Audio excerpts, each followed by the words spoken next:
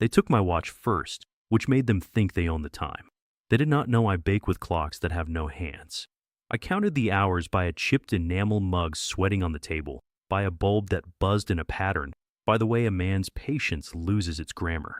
Somewhere behind their lines a cellar held 4 men who were not dead yet, because I had learned to lie without blinking.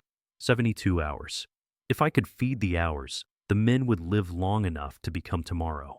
The room had the charity of cold metal, a chair that wanted to be a scale, a desk blotter inked with other people, 2 uniforms that did not agree on how much of me to despise. The younger one, mustard on his cuff, a boy who wanted permission to be cruel, liked questions with nouns, names, streets, doors. The older, wire spectacles, careful vowels, like process, who told whom, in which order, under which bell. I gave the boy adjectives until he felt informed. I gave the man chronology until he felt wise. Neither noticed that I had answered nothing. I decided which lies would live. Not the big ones. Big lies asked to be shot, but the small, edible kind you can carry in the cheek like a lozenge. I chose 3, a road that doesn't exist anymore, a priest who moved parishes last winter, a radio that sings only when it rains. Each was stitched to a truth. Cobbles really are loose there. The priest truly hates the prefect. Rain does explain why sound travels oddly, so a bored man could check and feel rewarded. Lies must tip their hats to something verifiable, or men with stamps grow ambitious. They showed me a map that had forgotten the town the way a bad cook forgets salt. I praised its neatness. I pointed to the bridge and gave it the wrong wind. I marked a cellar door that opens to a wall because the mason's son never learned angles. I told them market days had changed. I told them the tram conductor had fallen in love with punctuality. They wrote these things down with the reverence of men who have found a lever. I let them keep the lever. It lifts nothing I care to move. Hour 1 tasted like overboiled tea, bitter and convinced of its own necessity. I asked for water, not because I was thirsty, but because a woman pouring a glass is less interesting than a woman refusing one. While I poured, I watched the bulb. It stuttered on the 4th breath of the transformer. For beats, a pause. For again, the building's heart had learned a rhythm. I would use it to measure their questions and my answers. When the beat lagged, a guard 2 rooms away lit a cigarette. When it quickened, my boy with the mustard cuff got bored. I made myself small in the ways that buy time and large in the ways that waste theirs. I let a shoe squeak and apologized to the floor. I corrected their French with the politeness of a schoolmistress who has given up on men. I admired their pen even as I made it run dry tracking rumors I had salted like meat. When the boy asked if I was afraid, I told him the truth. Of boredom, yes. Boredom kills careful people. He smiled because he thought he was about to be interesting. I placed one true thing on the table like bread. The corner near the Cooper does echo in a way that makes footsteps lie. If he stood there, he'd hear 2 men when there was one. He wrote it down greedily, not seeing that I had just moved his ear away from where my friends would be. Good lies are fences. Good truths are gates. I laid them in alternating slats and let him build the pen that would hold his certainty. Hour 3, I asked for paper to copy a recipe, because a woman who writes about food cannot be dangerous. I wrote yield for pan, 20 centimeters, oven, left, time, 45. The older man smirked. The boy rolled his eyes. I folded the card and used it as a coaster so the mug would not ring on their table. The ring it left was perfect.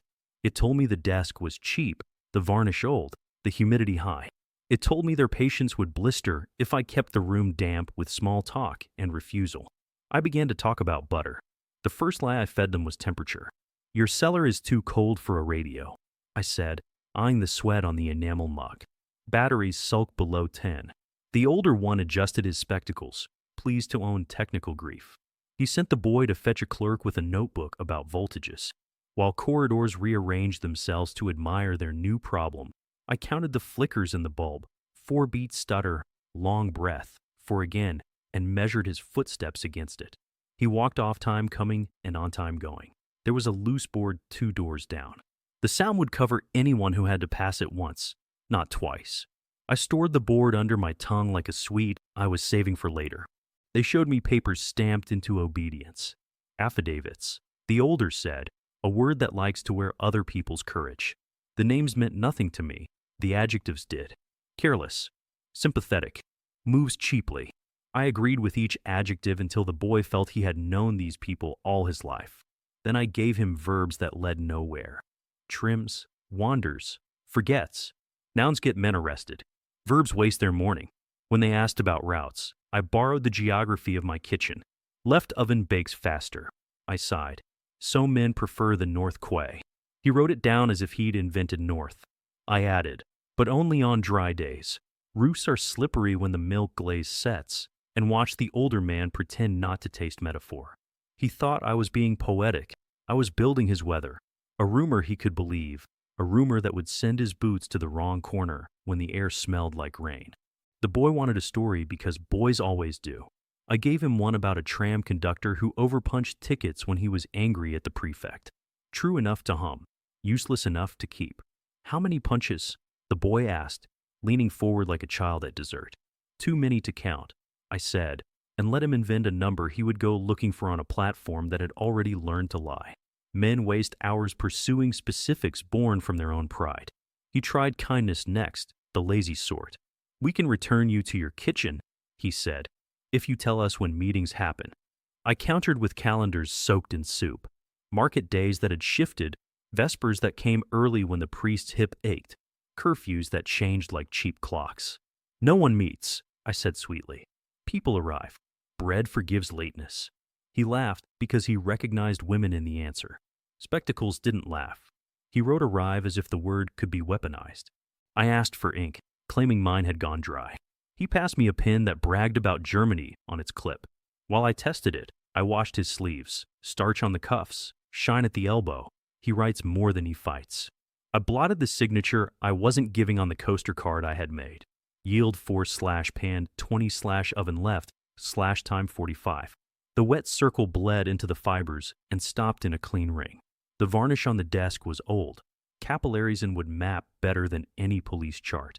A second ring would overlap the first at 1 o'clock if the mug sat where the boy liked to place it. That overlap would be the minute I needed. When he reached to adjust it, his sightline dropped, his finger followed the rim, and his ear forgot to listen. Their map returned, sullen at being wrong. I praised its neatness again. Men forgive you for lying if you flatter their geometry. I misnamed one street and renamed another and left a third perfectly true. The one nearest the Cooper where echoes make one set of steps sound like two. Post a man there. I advised like a helpful aunt. No one will get past 2. He underlined 2, and in writing the number, he invented a patrol that would split itself arguing over whether it had heard 1 or 2. Doubt is my favorite alley. The older man tried procedure, dates, times, durations. I gave him textures. After the second bell, when the steam fogs the glass, once the milk dries to a shine. He called me poetic again, which is what men say when a woman declines to hand them their nouns. I apologized for my housekeeping and asked permission to straighten the blotter. He allowed it because power loves to practice. While I aligned the corner, I felt the paper seam beneath it, a hollow cut for hiding notes, empty now, meaning someone in this building once needed to pass a message inward. A habit like that leaves a scar. I traced it with the back of my nail and told my face not to celebrate. Hour 6 arrived smelling of overcooked light. The bulb's transformer stuttered late. Somewhere a guard changed. I asked for the ladies as if decorum could be a crowbar, and they said no, as if cruelty were efficiency. So I coughed until the older one decided hygiene was a policy, and the boy escorted me to a door down the hall that forgot to latch. The loose board sang beneath his heel as we passed, covering the whisper of my breath when I counted the steps to the exit and the hinge that complained on the third door left. I returned to the chair and stored the song beside the ring on the desk and the stutter in the bulb. Time, map, sound. My pantry was filling. Back at the table, I offered them a bargain that costs nothing and buys hours. I'll write down the recipe for the market soup, I said, so your men don't waste their stomachs on bad stew. The boy smirked. The older pretended not to be hungry. I wrote serve hot, rest before slicing. He copied it as if it were doctrine. He did not know that rest is the only instruction I intend to follow tonight. I will rest their certainty. I will rest my fear. And when the bulb remembers its 4-beat stutter, I will begin to spin the minute where the rings overlap and the boy looks down and the door to left remembers to complain. Night tries to teach men that they are temporary, Interrogators answer by turning up the bulb. It hummed itself braver. I let it. The older one rearranged his papers the way priests rearrange doctrine. Only the order changes. The boy drummed the 4-beat stutter I had already married to the building's pulse. I slid my coaster card a thumb's width, aligning its wet ring with the dry one on the desk. When his mug took its place, the rims kissed at 1 o'clock, my minute marked in varnish. They returned to names as if nouns had ripened in the dark. I gave them jobs instead: widow, conductor, postmistress, priest. I salted each with an adjective generous enough to be checked and useless enough to be safe: steady, exact, pious, bored. The older man pretended to tire. The boy actually did. Fatigue pinched his mustard cuff. He scratched it, dropping his eyes to the ring just as the transformer inhaled. One long look down, one long buzz up. In that second, I let my right shoe squeak, the small honest sound that covers the larger one my mouth did not make. The count of steps to the door, the fact that the hinge to left will complain. Where do they meet? The older asked, weariness masked as patience. They don't, I said. They arrive. Like bread. He almost smiled and then corrected himself into authority. The boy tried kindness again. You could be home by morning. And I offered him calendar's soup, bells, curfews, markets that move like bad clocks. He wrote a week that will never happen, and in writing it he robbed tomorrow of men he would otherwise post where I need them not to be. They let me warm my hands around the kettle, a small amnesty they mistook for victory. Steam softened the paste on the underside of the blotter. When I set it down, the corner lifted a breath, enough to show the paper seam I had felt before. Once that slit admitted notes. Tonight it admitted the truth that somebody in this building understands fear from the inside. I smoothed the corner and apologized to the furniture for almost remembering. Hour 9 smelled of ink. The older one's nib began to scratch, reservoir low, patience lower. I offered a procedure to soothe him. If you want men, don't ask for names, ask for pots. Big pots mean gatherings. He brightened, grateful for an instruction that could be inspected. Which house keeps the biggest? Mine, I said. He enjoyed the joke enough to miss the insult. The boy did not. He frowned, small and honest, and for a blink he looked like someone whose mother taught him to carry chairs. I gave them the Cooper's Lane with the wrong wind again, this time dressed in weather they could smell, apple skins and coal, and watched the older man write scent like a cartographer. Men who map with noses will always arrive late. Smells are afterfacts. I kept the before in my cheek with the sweet I had stored there. Loose board, 2 left hinge, 1 o'clock ring. They brought in a third face, boots polished to opinion, to read me like a ledger. He asked nothing. He simply looked. I let my jaw tremble once, small, measurable, unrepeatable, and then held it still, the way you hold a cake you do not intend to drop. He cataloged the tremor and left with a confidence that could be spent later. The older man relaxed into his role. The boy relaxed into his chair. The rings lined up again. Write it, Spectacles said at last, sliding me a clean card. I wrote what he asked: names of streets, times of bells, notes on soup.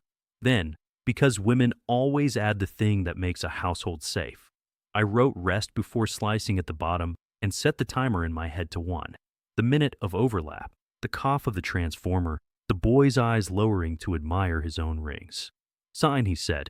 I blotted, slow, with the card. I owned the blot now, not him, and left the impression I needed on the back, a faint circle the size of a minute. When they finally dismissed me to a bench down the hall, I carried the card palmed against my apron and the minute palmed against my pulse. The loose board sang under the boy's heel. I matched my breath to its note. 2 doors left, the hinge complained as promised. Between us and the exit a corridor cooled, nights settling into walls, guards settling into boredom. Boredom is the softest lock. You open it with repetition. On the bench, I counted the building's heart. 4, breath, 4, until it agreed with mine. Then I examined the blot on the back of the card under the weak light and smiled because varnish does what men don't. It tells the truth about time. I tucked the card into the hem of my apron, where paper learns to be cloth, and closed my eyes once, just long enough to choose tomorrow's first lie. It would be kindness, the sharpest kind, the one that keeps men alive by letting other men feel clever. Hour 10 began with the sound buildings make when night forgets to be brave. pipes settling like old men, a radiator hissing its doubts. They moved me back to the table because authority believes furniture can resume where it left off. The older one had changed pens. The new nib announced its wealth with a smoothness that made him generous. The boy had changed sleeves. No mustard on the cuff, just the crease of someone scolded and forgiven. I took inventory. Fresh ink, fresher obedience. Lies prefer their bread warm. I fed them schedule because schedule fattens certainty. You'll never catch them in the morning. I sighed. Bakers on the morning. Try between bells, after soup, before laundry. He wrote between as if it were a place. I added Vespers drift, the way prayer takes longer when knees ache, and the old man nodded, relieved to measure devotions. He asked about curfew. I gave him the clock that lives in ovens. 3 short ticks, 1 long. Change of shift at the yard. Dogs grow bored at 11. The tram conductor argues with himself at 20 past. None of it was false. All of it was later than the places my people would be. I praised the map again, this time pointing out his grid's beauty. Men who feel flattered by straight lines forget that towns are built by habits, not rulers. On his squared paper, I drew a polite rectangle around a wrong block and called it Cooper's Annex. I said the prefect had renamed it to honor a donation. That lie wore bureaucracy like a medal. He pinned it to his certainty. The boy asked whether the Cooper minded. He's a man, I said. He minds everything. The boy laughed because boys know. Laughter wastes minutes by miles. They wanted faces. I gave them postures. The schoolmistress's sensible stride, the porter's counterfeit limp, the postmistress's way of holding envelopes like weather. Names, Spectacles insisted. Adjectives, I corrected gently and offered schedules instead. Days when shoes changed speed, days when bread went stale early, days when apples smelled like arguments. He took the schedules. Nouns bruise, tempo does not. At hour 12 they fed me. Food is policy when men give it. It was gray sausage and a wedge of bread that had learned to be patient. I ate with the careful gratitude of a woman who intends to survive the man who served her. While I chewed, I counted. The bulb's 4-beat stutter. The guard's cough 2 rooms away, dry, repeated. The faint tram bell beyond the window, late by 3 dishonest minutes. Those 3 will be ours if anyone runs tonight. I swallowed the knowledge with the meat and asked for salt, which made the boy feel useful and the old man feel civilized. Useful and civilized men do not hurry. He circled back to radios, because headquarters loves the sound of itself. You receive from London? He asked, savoring the noun. From the oven, I said. It keeps time better. He smirked and wrote London anyway. He's the kind who believes maps improve reality by being meter. I added that rain interrupts transmissions and stone cellars make voices double. All of which is true, and all of which will send his boots to places with excellent acoustics and no people. Hour 14, fatigue taught the boy to be curious in the way boys are when no one is grading them. Why do you never correct us? He asked. I let the kindness show, the kind with edges. Because I do not want you to learn. He blinked, offended, then pleased by being taken seriously, then affronted again. Spectacles scolded him with a glance and thanked me for my cooperation. I thanked him for his paper. We were all polite. It kept us from doing our actual jobs. They offered me a deal dressed as hygiene, a basin to wash, a mirror to verify that I still owned my face, a comb that belonged to somebody who lost it yesterday. In the mirror, I met a woman whose mouth had practiced rest and whose eyes had practiced inventory. I combed one line through my hair, long enough to see the guard at the far door yawn, a clean, unworried animal yawn that told me nothing would happen for 8 minutes. 8 minutes is an alphabet if you choose the right words. I filed the yawn beside the tram bell and the transformer's breath. Time was a cupboard. I was stocking shelves. Back at the table, I gifted them precision they could not use. If you must search, I said, search for big pots. Search for soap stacked twice on a list. Search for candles with a tick. Spectacles wrote like scripture. The boy wrote like he was carving his name into a desk.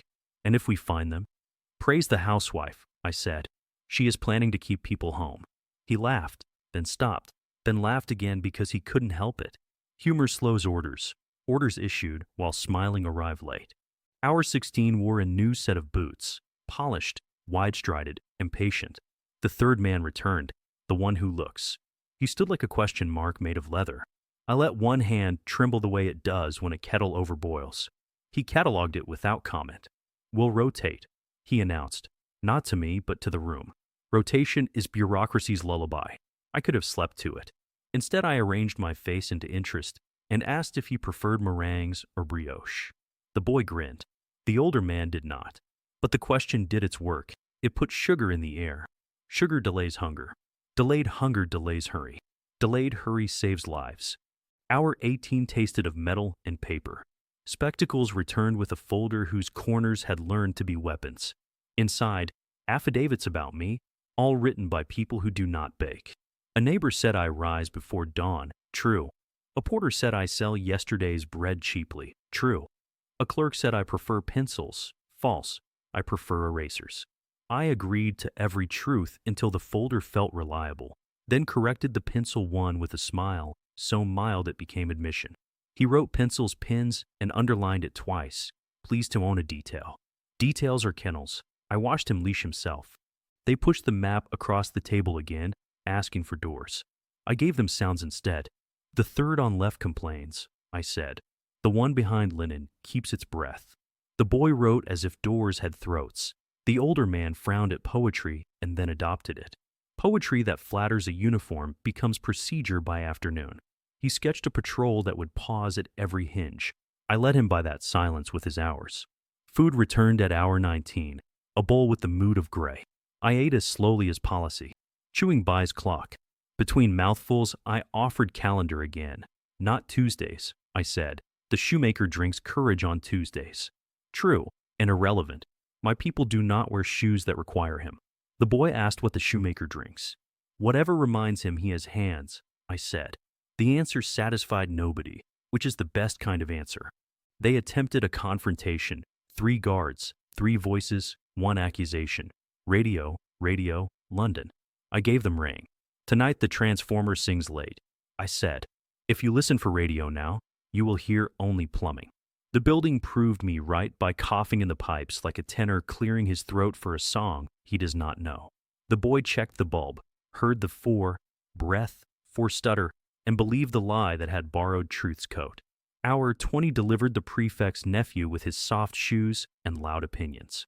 He requested meringues in a tone that implied I kept a pantry beneath my tongue. They collapse if you beat them past humility, I said. Like confessions. He blushed the way paper burns, too fast, then ashamed. Spectacles scolded him with a cough and dismissed him with a file he could not read. I banked the distraction. Men who feel embarrassed become careful for 40 minutes and then careless for 2 hours. Those 2 hours were already in my pocket. At hour 21 I asked for the ladies again, and they allowed it because repetition makes cruelty feel like routine. The boy escorted me. The loose board sang under his heel. The corridor draft tasted of coal and apples. Cooper's Lane air traveling the building like gossip. On the way back, I let my finger trail the wall seam where plaster bulged. Behind it, a shallow void once used to hide paper. In this building, fear has its own architecture. I returned to the chair and filed another shelf in my cupboard of time. They tried kindness properly at hour 22. You are a cook, Spectacles said, not a soldier. I agreed.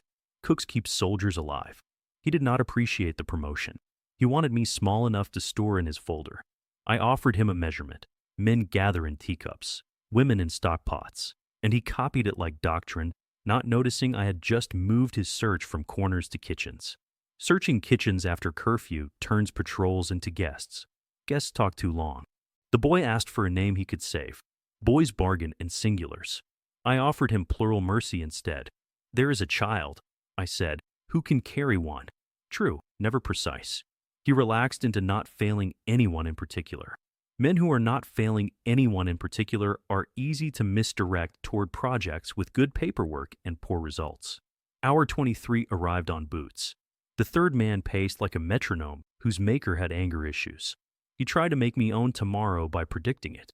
We will take your books, he said. All of them. Then you will learn soup, I answered. He disliked the joke because it contained instructions his pride could not swallow. He left me with Spectacles and the boy, and the room exhaled the way a kitchen does when a guest who eats too quickly finally stands. At hour 24, I asked for paper and wrote a list titled Market Soup, knowing a clerk would file it where orders sleep. Onions, potatoes, cabbage, salt, water. Serve hot. Rest before slicing. He copied every word, including the rest, and stamped it with a seal that invented its own importance. Somewhere in the prefecture, a typed version will tell a platoon when to wait. I folded my copy and palmed it. On the back, where housewives write inferior variations, I added one line in pencil too light to photograph, between bells. If this card travels, it will teach patients to uniforms in a dialect they despise. I counted the buildings hard again. 4, breath, 4, and tested my minute on the desk. 2 rings aligned at 1 o'clock, the boy's eyes descending as if gravity were in order. Sign, spectacles said. I blotted with my card, stole another circle from my pocket, and returned the pen with gratitude large enough to waste a minute more. We had eaten a day. My men in the cellar were still alive. Tomorrow's first lie would not be about where. It would be about when, because when you own time, even borrowed time, maps give up and follow. Hour 25 tasted like paper that had slept under a boot. Spectacles returned with my market soup, typed. Its rest before slicing promoted to uppercase by a clerk who believed in typographical salvation. He slid it across as if doctrine could interrogate me better than he could. I praised the formatting. Men relax when you respect their paper. Relaxed men repeat themselves. He asked about meetings again. I gave him arrivals again. He wrote arrivals as if the word had become new in the night. The boy came back from a smoke with coal on his breath and apology on his face. He'd been scolded for believing the building's cough. I handed him a small truth to keep. Stone cellars, double voices. He thanked me with his eyes and then, because boys are title, he returned to names. I offered jobs. He frowned, then wrote the jobs as if they were names. A gendarme entered, glanced at the sheet, and nodded. The error had authority now. Errors with authority breed orders. Hour 27 arrived in clean shirts. Rotation.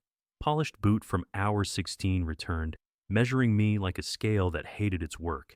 He placed my clean copies, confiscated days ago from the bakery, on the desk like trophies. Explain these, he said. I did. Yield, pan, oven, time, substitutions, glaze. He sneered at milk glaze. I praised its sheen and said, it teaches patience. He found the sentence ridiculous, which made it useful. He wrote milk glaze, patience in a margin he would never read again. He pressed about radios until the room smelled like battery acid. I shifted to weather.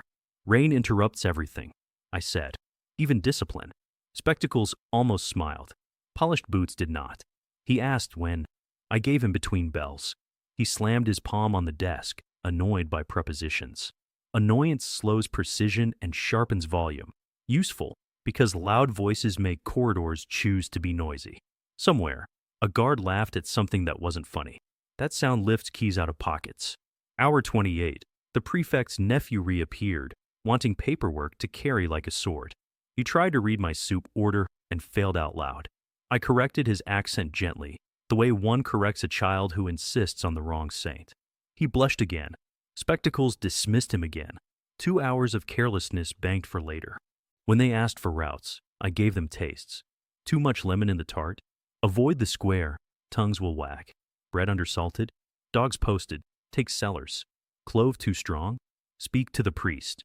Boots stared as if kitchens were a conspiracy against maps. Spectacles wrote the tastes like an ethnographer. The boy grinned, hungry for meaning. Hunger, properly fed, becomes home instead of haste. Hour 30 was a hinge. Fatigue reshaped posture. Pen scraped. The bulb hesitated on its 4 beat like a timid dancer. I asked to stand for my back, and they permitted it because they were tired of refusing me. Standing, I saw what sitting hides. The door jamb had a nick where keys drag at a certain height. A tall guard, careless, left that signature every night. Tall guards log late. Their stride lies to clocks. I filed it on the shelf labeled when. They brought affidavits about a priest and a postmistress. I answered with seasons. He limps in winter. She counts slower in heat. Spectacles wrote winter/heat on a map as if weather were geography. It is. For us. For him, it was handwriting practice. He felt effective. I bought minutes. The boy leaned forward, elbows on the table. The rings on the varnish kissed at one without his noticing. because now they belonged to him. He had internalized my minute. Men who internalize your minute will later hand it back without knowing they are paying a debt. Hour 31. Tea again, overboiled on purpose.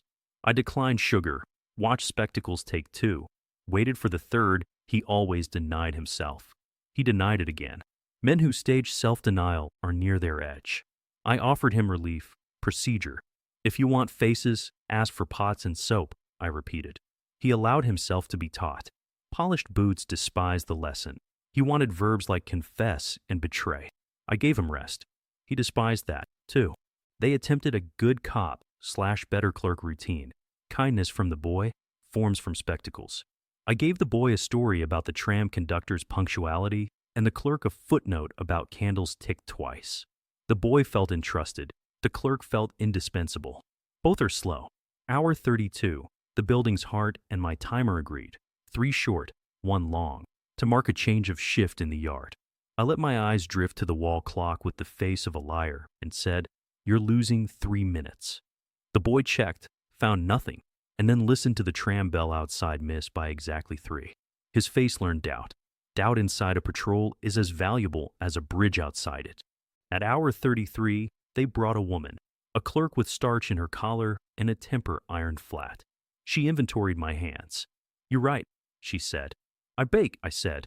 "You plan," she corrected. "I measure," I replied. She saw that it was the same word. For a moment, the room had only women in it, she and I, and the ghost of every kitchen that has kept a town. She asked for names once, properly. I gave her counts, 4, 2, 1 then 1. She looked at Spectacles and said, "Arrivals, not meetings." He nodded as if he'd had the idea. She left with a line on her face that men accounted for. Women who get the math right live longer. Hour 34 was the corridors. The loose board sang twice in 10 minutes. New guard learning the hallway. Old guard leaving with relief. The draft tasted of apples again. Cooper's Lane gossiping through brick. I asked to wash. They refused. I coughed. They permitted. The boy escorted. Off time going, on time coming. 2 doors left. The hinge complained. I thanked it under my breath. It will complain tomorrow, too. Locks crave pattern. Women who survive learn to crochet time. Hour 35, paper again. Spectacles slid me a blank form for a statement. I filled it with adverbs, gently, briefly, repeatedly, and a schedule the town would refuse to obey because soup thickens slowly and laundry lines prophesy weather. I ended with rest before slicing and left the blot where it would print a faint circle on the reverse. He filed it, satisfied. Somewhere, a typist will copy my rest into a queue that delays men at exactly the moment I need them still. By hour 36, we had eaten a day and a half. I owned their minute on the desk, their hinge 2 left, their board in the hall, their tram's dishonest bell, their rotations lullabies, their paper's vanity. The cellar behind their lines still held 4 men who were not dead yet. I chose tomorrow's lie the way I choose a recipe. What can the room swallow without learning? The answer was doubt, not of me, but of each other. I would make them argue about when, because men who disagree on time cannot agree on where. And while they adjusted their watches, someone else would adjust the future. Hour 37 began like a rumor, soft, repeated, nobody sure who started it. The room had changed only its temperature. Doubt is a draft that pretends to be weather. Spectacles wore yesterday's resolve inside a cleaner collar. The boy had inherited a new crease in his sleeve and a quieter stare. Polished boots hovered long enough to lace the air with authority and then abandoned the room to procedure, his version of trust. I opened with kindness, the cutting kind. "Your clock is still 3 minutes fast," I said, glancing at the liar on the wall. The boy stiffened, Spectacles frowned. Before either could declare victory or fault, I added, "The tram settles it. Listen." The bell outside missed by 3 again, punctual in its dishonesty. Spectacles wrote nothing. The boy's jaw learned a notch that belongs to men who have just decided who is wrong about when. I did not pick a side. I handed each man a mirror and let him admire his certainty alone. They asked for routes. I gave them time zones belonging to streets. "The quay runs 5 minutes late because boats keep their own religion," I said. "The market is 2 minutes early on Saturdays. Habit eats faster before inspection. The cloister keeps vespers plus eggs. Tonight, Father R. takes longer to kneel. Spectacles approved, maps love numbers. The boy doubted. He knows knees, not grids.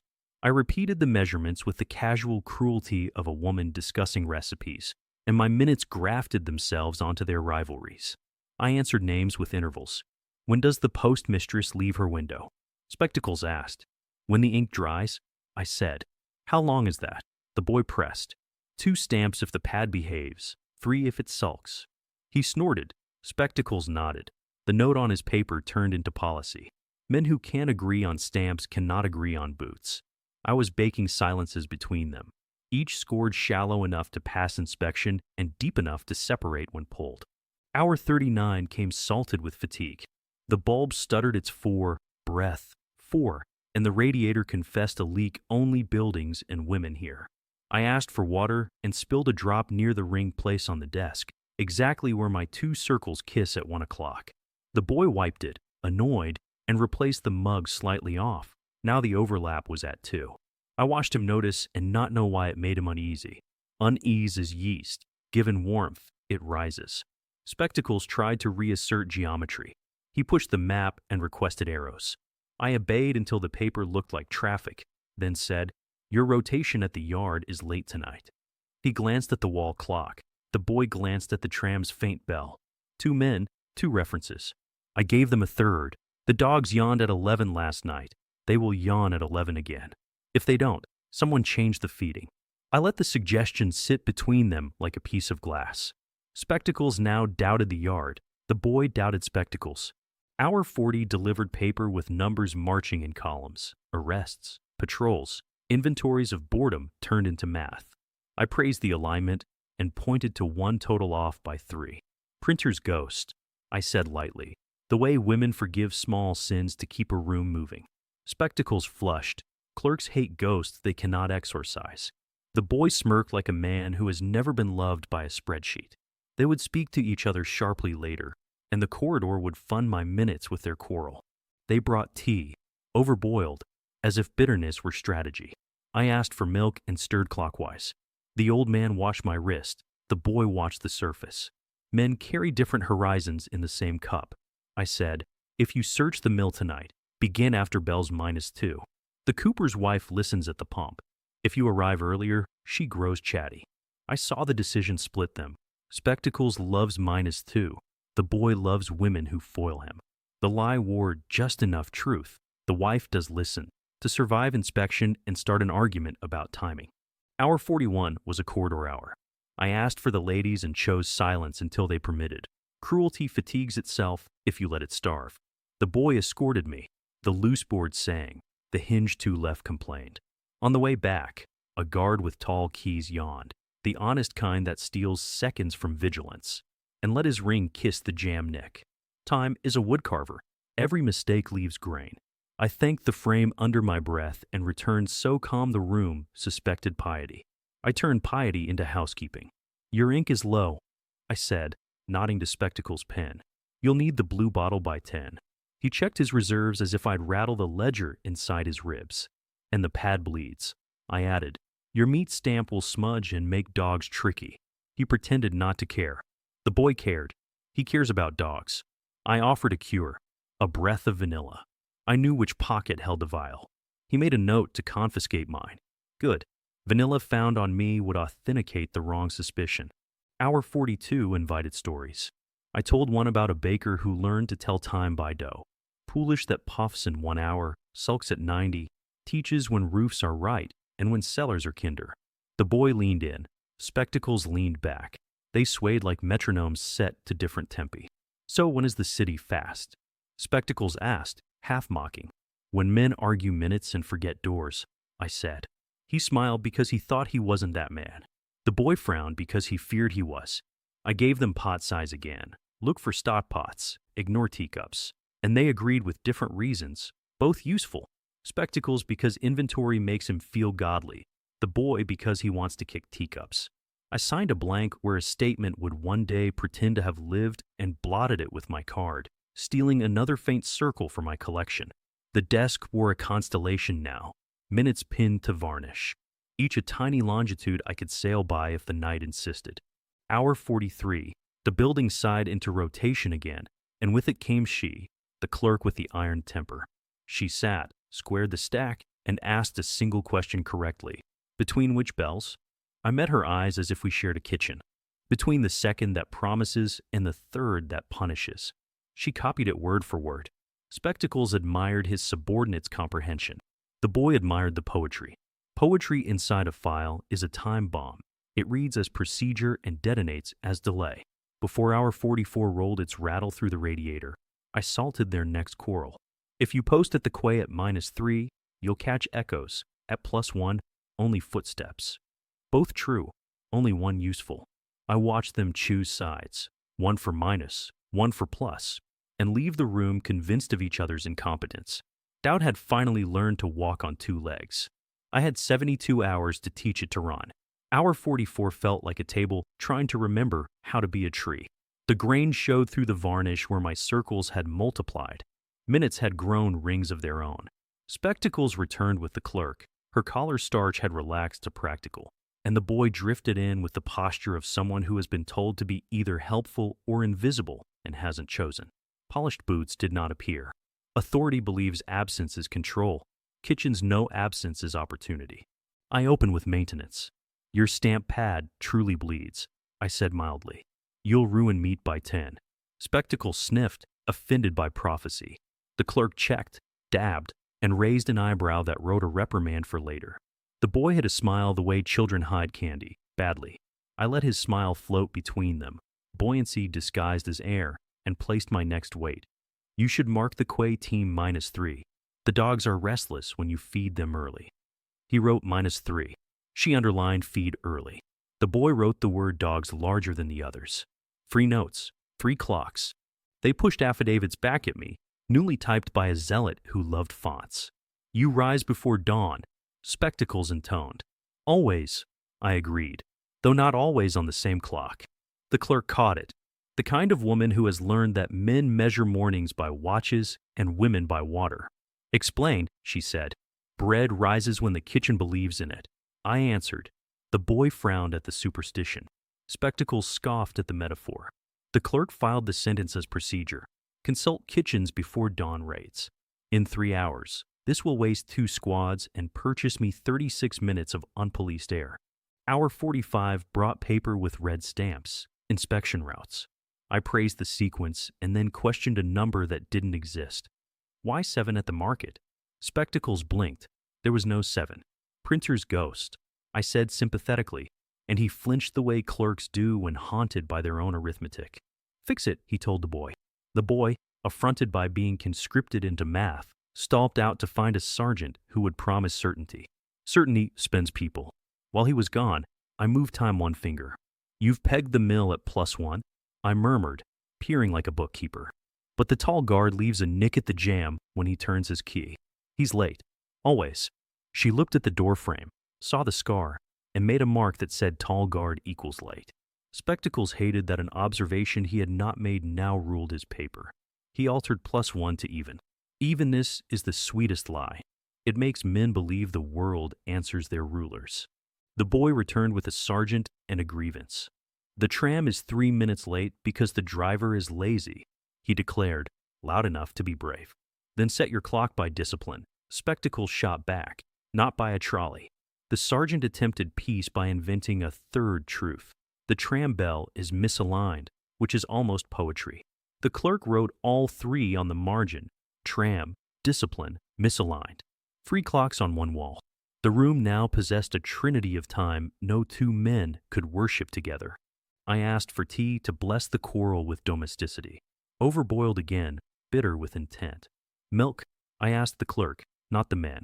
She poured exactly. I stirred clockwise once, then counter twice. The boy noticed, because boys notice rituals. Spectacles noticed nothing, because men who adore columns are blind to circles. Why counter? The boy asked, suspicious of witchcraft. Because impatience rotates right, I said, and smiled as if I had made a joke about pastry. He snorted, but he also checked the wall clock, which insisted on right. The clerk looked at the tram line on the schedule. Spectacles stared at paper and loved it more loudly. Hour 46, rotation coughed the building into a new smell, coal shaken, Boots swapped. A wet wool note that says someone has walked through weathermen pretend doesn't apply to them. I asked for the ladies and was refused by the sergeant with bureaucratic grace. I coughed until Spectacles decided policy likes hygiene, and the clerk nodded because women save rooms from their principals. The boy escorted me. The loose board sang. The hinge to left complained faithfully. On the way back, he said, not unkindly, "You're tiring." I said, not untruthfully, "You're learning." He did not enjoy the symmetry. Back at the table, I sprinkled truth like salt. If you arrive at the quay at -3, the echoes will lie. I said, at +1, the footsteps confess. The sergeant liked echoes. They sound productive. The boy liked footsteps. They make sense. Spectacles like charts. The clerk wrote -sergeant/+boy/chart spectacles in her head and moved a paper clip as if it were unimportant. I saw it. She knew I saw it. Women build a shelf in silence and share it with the briefest tilt of a staple. Hour 47 tried to revive names. Polished Boots reappeared with a list that wanted to arrest the alphabet. "Sign here that you know these," he said. I read a line long enough to make him feel obeyed, and then pointed to the word unknown printed neatly beside 3 entries. "Honest," I said. "Keep those." He bristled and used to being advised on what to fear. "Which of these is dangerous?" he demanded, tapping unknown with a fingernail like a verdict. "The very kind," I said. The boy looked at the clerk. The clerk looked at the paper. Spectacles wrote unknown very brave in the margin because he enjoys adjectives when they are his. They pushed the map again. I gave them intervals again. Between bells, after milk shines, before laundry speaks. The sergeant mocked the phrases. The boy guarded them. Spectacles categorized them. The clerk organized them. For interpretations, 1 room. I let the interpretations rub against each other until they made heat. Hour 48, halfway spent, arrived with the sound of a tram that had decided to be exactly 3 minutes late because it is consistent in its dishonesty. I moved my coaster card a finger so the rings on the desk aligned at 1 again and watched the boy feel the tug of gravity that isn't there. "We're still fast," he said to nobody in particular. "We're right," Spectacles corrected. The sergeant rolled a shoulder and chose misaligned because it lets a man be correct without being wrong. The clerk folded the conflict into a file like a woman packing a suitcase. She intends to open it somewhere else and make order expensive. "Your ink," I said finally to Spectacles, polite as stain remover, "will fail you at 10. The clerk checked the bottle and found the men at a new disadvantage, blew low. She scheduled a runner in her head. The sergeant grunted. The boy glanced at the dog's column and underlined vanilla. I placed my palms on the table the way a baker does before she shapes dough and added one more procedure they could adopt and waste. If you must knock, knock twice. Thrice is confession, once is fear. Spectacles wrote the policy. The boy memorized the rhythm. The sergeant sneered at poetry. The clerk exhaled the tiniest laugh a room can hold without changing shape. We had turned time into their quarrel, procedure into their superstition, and paper into their leash. Behind their lines, for men breathed in a cellar that smelled like apples and coal, and the night had begun to argue with itself on their behalf. I counted the building's heart, 4, breath, 4, and chose the next lie with a baker's economy, the one that uses leftovers. Tomorrow they will need to agree about who. I will make them agree about no one. And while they admire their empty certainty, someone will carry one through a door that complains exactly as promised. Hour 49 arrived the way pastry fails, quietly, then all at once. Spectacles blew, ink died mid-sentence. The nib scratched air and made the sound men make when certainty runs dry. The clerk produced a black bottle with the brisk tenderness of women who rescue rooms without letting them notice. "Temporary," she said. He disliked the word. Temporary is an insult to men who mistake paper for stone. The boy grinned because black looks official.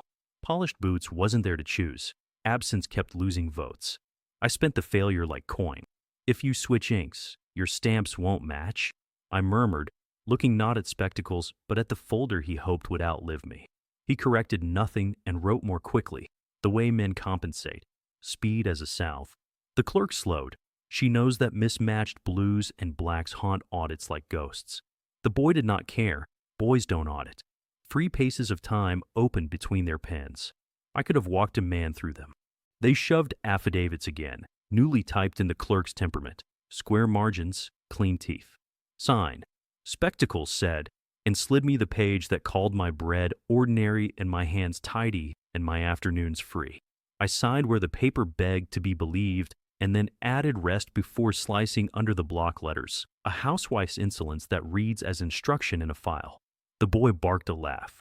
The clerk hid hers. Spectacles underlined my addition as if footnotes obeyed orders. The map re-entered like a guest who has mistaken habit for welcome. Polished boots reappeared with it, boots clean enough to make the floor ashamed. Point, he said. I touched the quay at -3 with a fingertip, the lie we had taught them to quarrel about. And then, before anyone could agree with himself, I added +1 and shrugged as if I had meant to do that. The room fragmented. The sergeant for minus, the boy for plus, spectacles for chart, the clerk for schedule. Boots snarled, which is what men do when they sense a trinity where they wanted a monolith. Decide, he ordered. We have, I said softly, and looked at all 4 of them. He did not enjoy counting to 4. Hour 50 brought tea made by a man who hates water. Bitter. I asked for milk and stirred once. The clerk watched the surface. Spectacles watched my wrist. The boy watched the clock. Boots watched me. Between which bells? The clerk asked again, this time like a woman filing a nail. Between the second that promises and the third that punishes. I repeated, and Boots sneered because he cannot arrest adverbs. She plays with time, he said. Time plays with you. I answered, and the bulbs stuttered for breath, for like a choir boy confirming theology. They tried a surprise. We searched the mill. Boots said, hungry for my face to move. You were late, I said, and let silence frost the cup. The clerk's eyes flicked to the margin where she had written tall guard equals late. Spectacles rearranged columns to see if ink could reverse an hour. The boy looked at the door jamb Nick as if it would testify. We posted at -3. The sergeant boasted. You caught echoes, I said kindly. Men forgive women who pity their acoustics. Hour 51, rotation again. The building inhaled wet wool and exhaled coal. The boy escorted me to the ladies. The loose board sang. The hinge to left complained. A guard with short keys replaced tall keys, and the nick on the jamb went unkissed. New man, the boy muttered, meaning he had noticed a thing without deciding how to use it. He'll be early, I said, meaning my door would stop telling time for an hour. Early is discourteous, he said, and we almost smiled at the same religion. Back in the chair, I overpaid them with truth. The postmistress misdelivers when the pad bleeds. She'll do it at 10 unless the vanilla cures it. The boy underlined vanilla hard enough to tear the page. Spectacles pretended indifference. The clerk scheduled the runner she'd already planned. Polished Boots announced a search of the cooper at dawn. Dawn is the baker's, I said. Then we'll knock thrice, he snarled, adopting a superstition he despised because it sounded like order. The clerk's pencil paused, the tiniest act of civil war. She wrote twice on her copy. I asked for paper and wrote a recipe for patience disguised as soup. Onions, potatoes, cabbage, water. Serve hot. Rest before slicing. Between bells. The boy read it aloud as if tasting each word. Boots called it nonsense. Spectacles called it evidence. The clerk called it filed. I blotted with my card and stole another pale ring from my pocket. A moon to steer by when corridors forget to be faithful. Hour 52 cut thin. Fatigue shaved ethics down to shape. Boots demanded names and promised mercy with the voice of a man who sells knives as butter. I gave him jobs: widow, porter, teacher, priest, and counts. 4, 2, 1 then 1. He beat the words for humility and found only syntax. The boy watched my hands. Spectacles watched my eyes. The clerk watched them. I watched the clock lie, and the tram outside confirmed the lie with perfect dishonesty. 3 minutes remained the most obedient tool I own. They brought bread, yesterday's, the kind that remembers. I broke it slowly and let steam pretend it still lived. You're hungry, the boy said, half apology, half accusation. I'm using it, I said, and he did not ask for what. Hunger lengthens minutes. Men who eat on time forget that time prefers to eat them. Hour 53 delivered the clerk alone. The room lost its theater and remembered it was a desk. Between which bells, truly, she asked, the truly a woman's offer to do math nobody will thank her for. Between the second that promises and the third that punishes, I said again, and then gave her the part of the recipe men never read. If the milk shines, wait. If the window fogs, go. She wrote it under something that looked like procedure and stamped the page with a seal that will teach 3 squads to hesitate. Spectacles returned with forms for me to admire. Boots followed with boots for me to fear. The boy with dogs for me to pity. I admired, feared, pitted, briefly, and then asked, "Do you still feed them early?" Boots said yes. The boy said no. Spectacles said paper. The clerk said nothing and moved a clip 1 inch. In that inch lived -3, +1, and a patrol that would arrive exactly when echoes are bravest and footsteps are shy. Hour 54, 2 days and a night spent. Arrived wearing a cough in the radiator and philosophy in the bulb. 4 breath 4.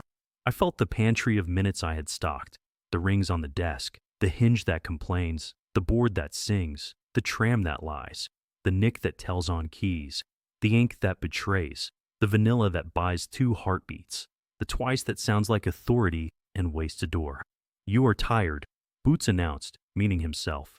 "I am measuring," I said, meaning them. He told the boy to take me to the bench. The boy rose, respectably early to his task. Boots left, fashionably late to his. In the hall, the loose board sang. The hinge confessed. The guard with short keys blinked sleep at the jam. My shoelace loosened itself, the oldest trick in kitchens and corridors, and we paused for the bow that buys a second. "Your clock is still wrong," I told the boy softly, and pointed toward the window where the tram would miss by 3 right on time. He looked, saw the hour fall off the wall, and did not argue. Men who have seen time misbehave become gentle to maps. "Rest before slicing," he muttered, surprising himself. "Every morning," I said. Back on the bench, I thumbed the faint ring on the back of my card, the small moon I have been stealing all night, and counted the building's heart with mine. 4 breath 4. I could feel the coral I had kneaded into them rise, a dough of minus and plus, of discipline and tram, of twice and thrice. By dawn, it would overprove and fall, and in the collapse a door would be left polite instead of watched. Somewhere behind their lines, for men inhaled the air of a cellar that smells like apples and coal in the future when it is careful. Hour 55 would belong to the corridor. Hour 56 to the dogs. Hour 57 to a nick in a jam that forgets to be kissed. Hour 58 to a runner in blue ink who arrives late. Hour 59 to a tram that refuses to be anyone's clock. And after I feed them the last lie, the one where no one is exactly the man they must catch. After, a woman will lift a latch that complains exactly as promised, and somebody will carry one into a morning we have earned minute by minute. Hour 55 belonged to the corridor, exactly as promised. The loose board sang twice in 10 minutes. New guard learning the hall, old guard leaving with his relief folded under his arm. The guard with short keys scratched the jam instead of kissing the nick. The door forgot what time was. I let my shoelace misbehave again and tied it at a speed that equals 1 ring on the desk, my private metronome. The boy waited with a patience he did not own yesterday. "You'll be early," I said to his shoes. Polite. He corrected, and we agreed that the difference could save a life. Hour 56 went to the dogs. Somewhere in the yard a bull arrived late because the clerk's runner took the wrong stairs chasing blue ink. Hungry dogs complain, bored dogs yawn. Tonight they yawned. My favorite lullaby. 2 long, 1 careless, the way animals vote against urgency. The boy underlined vanilla on his sheet until the paper almost bled. Spectacles pretended not to notice that a woman had taught his men mercy for their noses. Hour 57. The tram lied on schedule, 3 minutes late as religion. Spectacles chose discipline. The boy chose tram. The sergeant chose misaligned. The clerk chose filed. Polished boots chose anger and spent it pacing. Men who pace become their own corridors. You can send messages by letting them pass. I coughed when he crossed the minute I needed and apologized to the furniture for rehearsing survival. Hour 58 brought paper late and orders that arrived asking to be obeyed tomorrow. The clerk's columns matched neither blue nor black. Spectacles frowned at the typography of his pride. He signed anyway. In the margin, small, tidy, she wrote twice, not thrice, and slid a duplicate to the sergeant who would accidentally read hers instead of his. An inch of paper is a bridge if you place it between two men who agree too loudly. At hour 59, they return me to the table. Sign. Spectacles said, offering confession dressed as stationery. I blotted with my card, stole another pale ring, and left rest before slicing where a typist would promote it to uppercase and march it into a queue that delays Boots. Boots washed my hands the way cats watch doors, calculating which side of the hinge owns the future. I let my thumb tremble once, the size of a drop of milk, and then I held steady. He cataloged the tremble. He always does. Catalogs are comfortable cages. Hour 60. The building rotated. Wetwool crossed coal. The radiator sighed like a priest who has given up on men and prays for kettles. The boy escorted me to the bench. The hinge two left confessed on cue. On the way back he asked, "If you could go now, would you?" "Only after," I said. "After what?" "After the second that promises and the third that punishes." He did not smile, but his shoulders loosened into the shape of someone who has decided to be useful. I spent hour 61 buying silence. I asked for tea and did not drink it. I asked for paper and did not write. I asked for the ladies and did not go. The room filled with unperformed intentions, and men who like procedure more than results began to love me again for asking correctly. Love is the slowest hand on any clock. While they adored their own decency, the clerks twice, not thrice, moved through the building like an old wives' tale upgrading itself to policy. At hour 62, the prefect's nephew arrived for his favorite pastime, being important where importance is cheap. He asked me if meringues collapse and ring. "Always," I said, "especially after men beat them too long." Spectacles coughed. The boy looked at the window. Boots rolled a shoulder. The clerk permitted herself a microgram of joy. The nephew left with a page he could wave in the conviction that the town would be cultured at dawn. I will spend his confidence like small change across three corners. Hour 63. Procedure tried to reassert gravity. Spectacles recited routes. Boots rehearsed verbs like confess and betray. The sergeant tuned his appetite to -3, the boy to +1. The clerk closed her folder gently, the way women close doors that will need to open quietly later.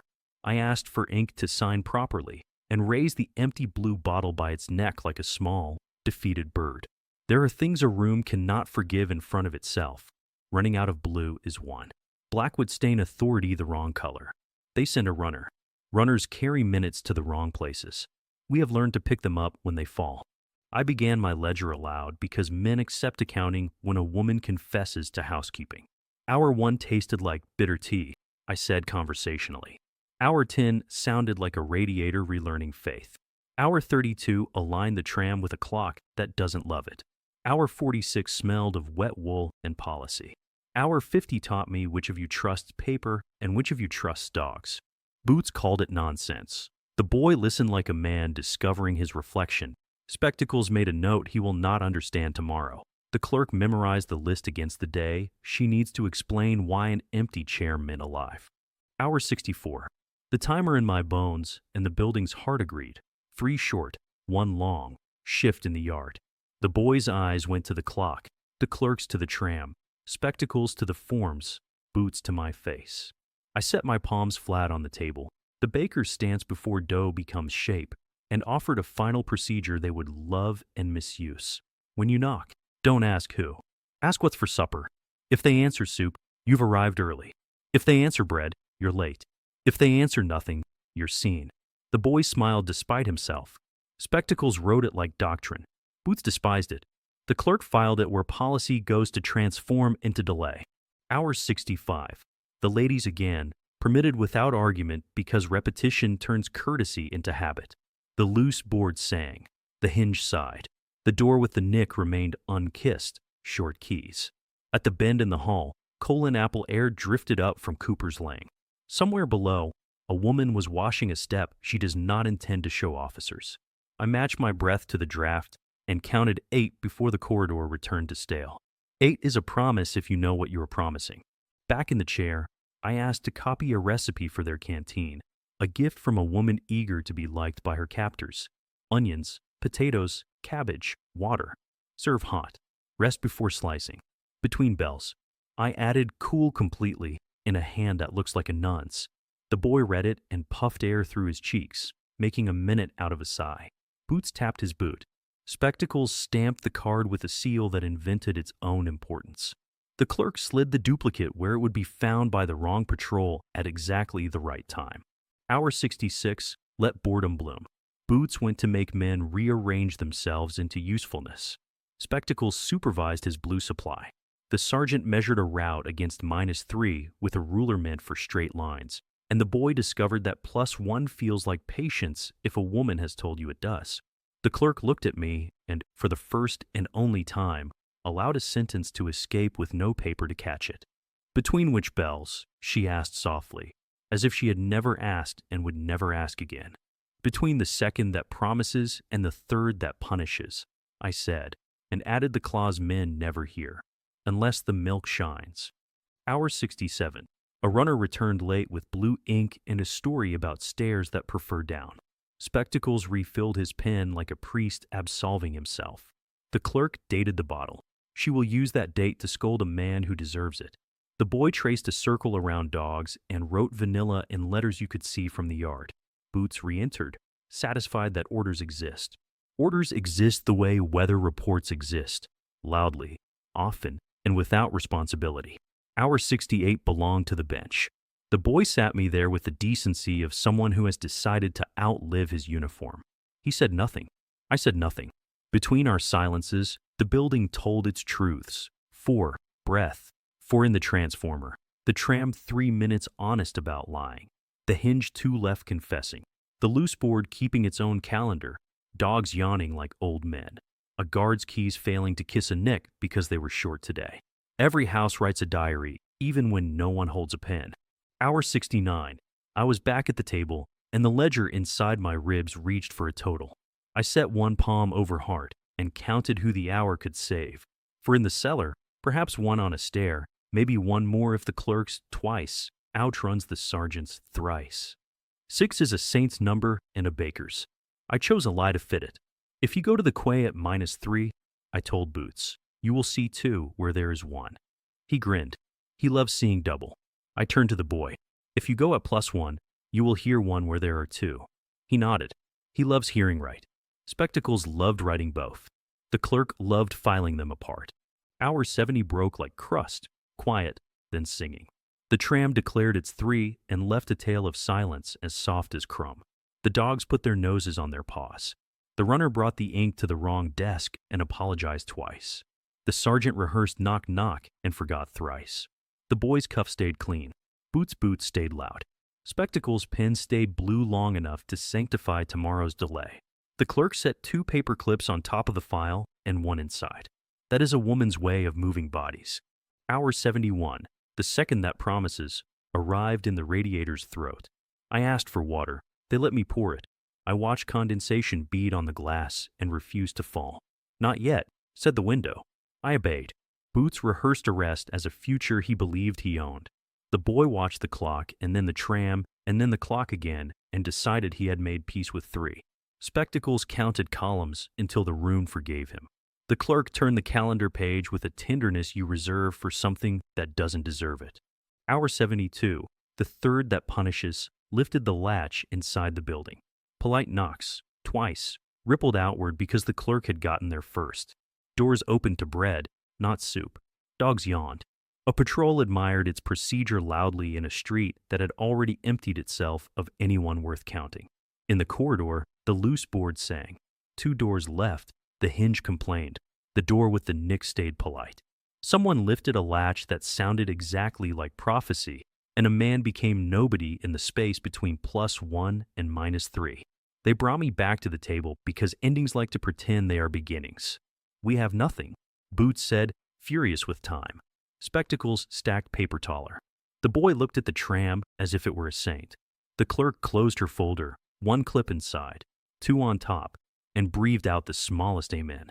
I set my palms on the wood that had learned to be a clock and said, as if discussing pastry, "Rest before slicing." They tried to spend the last hour like money they hadn't earned.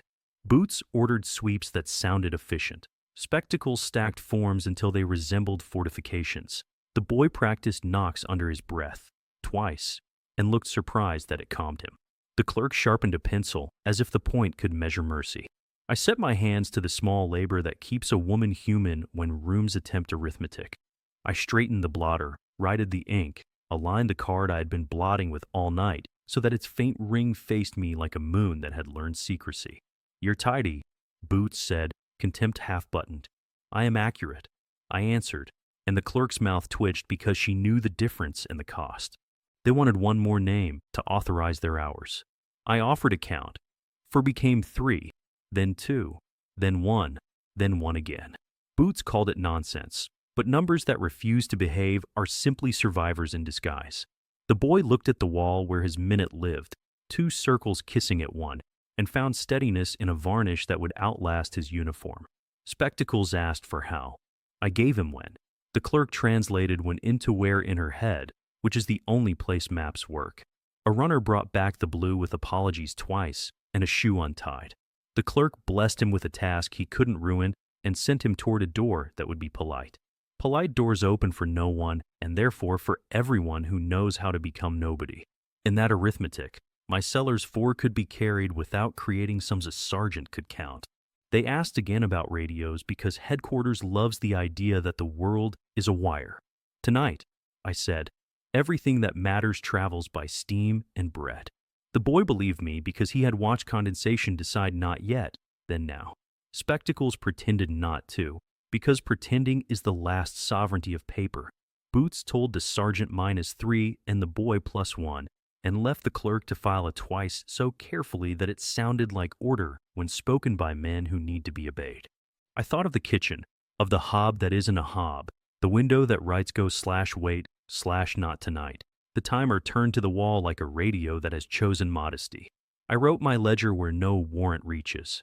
Hour 55 corridor, 56 dogs, 57 tram, 58 paper, 59 ring, 60 hinge, 61 unperformed intentions, 62 nephew, 63 procedure, 64 timer, 65 colon apple, 66 unless the milk shines, 67 stairs prefer down, 68 diary of house, 69 2 that are 1/1 that is 2, 70 crust sings, 71 promise, 72 punishment spent elsewhere. I sealed it with the oldest stamp I own, breath. Boots tried finale because theater tells him endings are loud. "We knock thrice at dawn," he declared. "You'll find soup," I said, "and empty chairs with clean saucers." He hated the picture because it allowed for virtue he hadn't purchased. The boy, involuntarily decent, asked what they should do instead. "Eat bread," I said gently, "and wait." Spectacles copied wait as if it were a rank. The clerk copied bread as if it were a route. They led me to the bench once more, the hour worn to its grain. The loose board sang under the boy's heel. 2 doors left. The hinge confessed in its usual key. At the corner the draft from Cooper's Lane came thin and cool. After, and I knew which part of the night my people had entered. "You will miss them," I said, not unkindly. The boy did not ask who. He asked by how much. 3, I said, the price of trusting a tram. He nodded. "A man who will outlive a habit." On the bench, I touched the ring on my card, the small lunar print of a minute stolen from a desk, and lifted it with my thumb like a blessing. The building counted itself. 4, breath, 4. And in the pause I could hear what kitchens hear. Footsteps becoming silence, silence becoming distance. The clerk passed by once, not seeing me because she chose to not see. It is a talent more dangerous than any map. In her folder, 2 clips on top, 1 inside. That is how you carry 6 lives without learning their names. The boy brought me back. He opened the door with twice, soft, correct, obedient to a superstition that had metastasized into policy. And for a moment, he looked like a man honoring a ritual that will keep a bakery open after a war. "Rest before slicing," he said under his breath, surprised again at owning the sentence. "Every morning," I said, and let him believe we were discussing bread. The last minutes were made of quiet that had learned to hold its breath. Rooms believe in finales. Kitchens believe in cooling. I let the hour cool. Boots rehearsed authority in other corridors. Spectacles engineered aftercare for his columns. The clerk filed tomorrow into a folder that would not contain it. The boy learned to stand still without feeling useless. Stillness saves more necks than speed. They walked me back to the table for a ritual called completion. "You will certify," Spectacles said, showing me a page that proved the night had been tidy. I lifted the pen and watched Blue remember its job. I signed where a woman might sign to keep her bakery open and then, as housewives do, added the sentence that keeps rooms honest, rest before slicing. He underlined it again, as if emphasis could turn mercy into procedure. Boots returned with weather in his temper. We posted at the quay, -3, and at the mill, +1, and found no one. The boy's face accepted the arithmetic like a man who recognizes a ledger that balances too perfectly to be true. The clerk said nothing and placed 2 clips on top of the file and 1 inside. That is how you close a door and still leave it open for bread. They asked one last time if London sang. Tonight, I said, everything that mattered traveled by steam and footsteps. Boots called it nonsense. Spectacles wrote it down. The boy looked at his hands and found they were empty in a way that did not feel like failure. The clerk let the room become ordinary around her. Ordinariness is the best lock. Hour 72 exhaled. Somewhere in Cooper's Lane the air changed from cold to water to nothing, and in that nothing lived distance measured and safe. The dog slept. The tram confessed its 3 and was forgiven. A door with a nick stayed polite. A door to left complained exactly on cue. A loose board sang because it likes to. The town accounted for itself without names. They dismissed me at last with a paper that invented a promise. We will return. Promises like that breed in corners. I had already cleaned the corners. The boy escorted me to the street, twice on the door, the new ritual that will outlive his uniform. Outside, fog bent itself around lamps and made saints of ordinary things. I walked as a woman walks who has receipts in her apron and a timer in her bones. 4 breath 4. The city's face had returned to its weekday. Laundry said sheet only. The baker's air tasted of yeast and forgiveness. I unlocked my door and let the kitchen remember me. I turned the timer to the wall, thanked it for keeping secrets, and set dough to rise as if tomorrow were simply tomorrow. The ovens, left and right, woke like animals who know their work. On one round I cut 3 vents close, a farewell to circling patrols. On one batten I laid a single long slash, one decisive turn. On the galette I opened triangles, cloister, because habit should not be punished for being faithful. I ladled soup into bowls and put one on the sill for the unknown very brave who has learned to arrive only after. I placed a heel with 2 pinches of salt for whoever must carry one. I set aside a loaf unglazed, no conversations at corners, and brushed milk on the rest so the town would talk about weather and not about loss. Through the window's steam, I drew the circle, the line, the cross, then I wiped them away. Some nights require the glass to keep its own counsel. When the postmistress came early, she asked for a loaf and held out a blank with a seal that could open doors if anyone still needed it. I gave her a batten with a long slash and wrapped it in paper that apologized for meat. She touched the accent over Audred we without looking and moved on, a woman who has never believed in monuments because bread disappears faster than bronze, and that is why it matters. Elise arrived with library hands and the gentleness of someone who has watched men leave and chosen to count stoves instead. She set a parcel on the bench. Inside, nothing that could endanger a kitchen. We regarded the nothing like a victory. 4, she asked. 6, I said, and did not explain the arithmetic of twice. She nodded as if I had told her the weather and poured water for the poolish. Yeast took the watch. By noon a boy with axle grease collected a heel and left a coin that did not match our ration year. He said merci to the floor and carried the bread the way men carry orders when they are proud of not giving any. At Vespers, Father R. sent a child with sensible knees to ask if the cinnamon had arrived. I handed him the paper cone that is never cinnamon and told him to rest before slicing. He bowed like a man learning an old habit and left without casting a shadow where a ledger might notice. Night returned, softer for having been beaten but not overmixed. I wrote the entry the day demanded on the page that is not paper. 72 hours. Bitter tea reduced. Blue ink repented. Dogs yawned on time. Tram lied faithfully. Minus fed echoes, plus fed footsteps. Twice outran thrice. Doors remembered how to be polite. For became 3, then 2, then 1, then 1 again, then bread. I sealed it with breath and set another loaf to cool where steam writes weather onto glass. They will come again. Authority loves reruns. I will serve them soup, brush milk glaze, and mend the twine tails that keep a town from fraying. They will ask for names. I will give them counts. They will ask for routes. I will give them time. They will bring paper. I will bring rest. And if they ever learn to listen for yeast, I will teach silence to rise. When I blew out the flame, the kitchen held the shape of an ordinary life. A table, 2 chairs, a kettle that sings when treated gently. I set a loaf on the sill for whoever needs to be brave without witnesses and turned the timer to 32. A bell for bakers and boys in buildings that have learned to keep a secret. Outside, the tram missed by 3, faithful to its dishonesty, and I blessed it for teaching men the difference between clock and time. In the morning, there would be bread.